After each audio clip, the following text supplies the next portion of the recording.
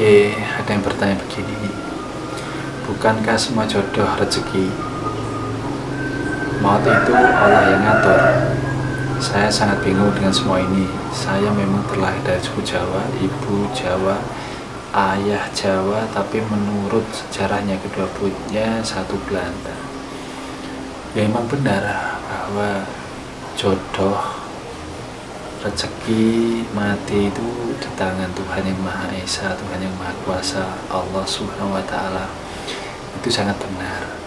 Tapi apa yang ada di semesta ini itu ada mekanismenya. Semua ada mekanismenya, sama seperti yang menyembuhkan itu ya Tuhan itu sendiri hakikatnya, tapi ada mekanismenya kenapa kok seseorang itu bisa sembuh dan seseorang itu bisa tidak. Sama dengan jodoh, sama dengan rezeki, sama dengan mati, itu ada mekanismenya.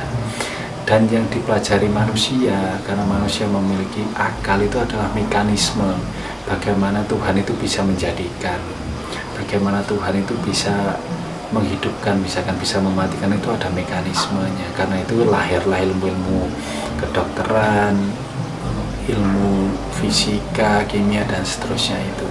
Jadi yang dipelajari itu mekanisme. Kalau semua tetap hakikatnya Tuhan yang mengatur. Jadi hal itu perlu dipelajari, perlu difahami. Terus terkait dengan jodoh misalkan, apakah hitung-hitungan itu perlu diperhatikan karena jodoh sudah diatur Tuhan. Jadi yang dipelajari atau yang diajarkan oleh leluhur terkait dengan perhitungan jodoh itu begini, bahwa setiap orang itu memiliki karakter dasar, setiap orang itu memiliki sifat dasar. Nah, ketika dua orang itu bertemu, maka dia itu atau leluhur itu mengajarkan untuk menganalisis ketika dua sifat ini bertemu itu potensi positifnya apa, negatifnya apa. Ketika sudah disadari dan tahu, dan yang bersangkutan itu sudah berani untuk berpasangan, ya akan diteruskan untuk berpasangan. Kalau misalkan tidak berani untuk menanggung konsekuensinya atau potensi negatifnya, maka juga dinasihatkan untuk tidak dilanjutkan. Nah, kalau dari pola itu misalkan yang bersangkutan atau dua orang yang berpasangan antara misalkan pria Rabu dengan wanita Jumat itu tidak menyadari pola itu, tidak mau belajar, maka potensi konfliknya akan tinggi. Ataupun yang wanita akan dominan dalam keluarganya, dalam rumah tangganya. Tapi kalau keduanya itu mau belajar, mau untuk mengenali diri, kemudian dia bisa untuk benar-benar mengenali diri dan tahu interaksi bahwa oh, aku sebagai istri itu adalah makmum, oh aku sebagai suami itu adalah imam, maka semuanya juga akan baik. Karena ketika yang prianya misalkan Rabu, yang wanitanya itu Jumat, ketika dipertemukan itu juga cukup bagus juga, bahkan malah baik sekali. Karena di situ akan ada pertemuan antara elemen api dan elemen air, antara matahari dengan samudra, maka akan sangat luar biasa.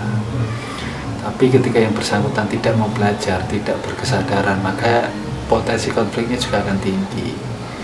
Karena itu ketika ada orang yang berpasangan itu dijelaskan keberuntungan langitnya atau karakter dasarnya dia gimana, pasangannya bagaimana, terus kemudian dijelaskan potensi positif negatifnya. Setelahnya adalah kehendak bebas dari keduanya, apakah siap dengan konsekuensi ataupun potensi dari kombinasi itu atau tidak.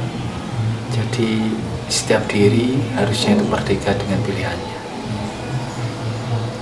Seperti itu kiranya dimengerti bahwa yang dipelajari di keilmuan-keilmuan itu adalah mekanismenya, dan jodoh rezeki mati itu memang sejatinya Tuhan yang mengatur.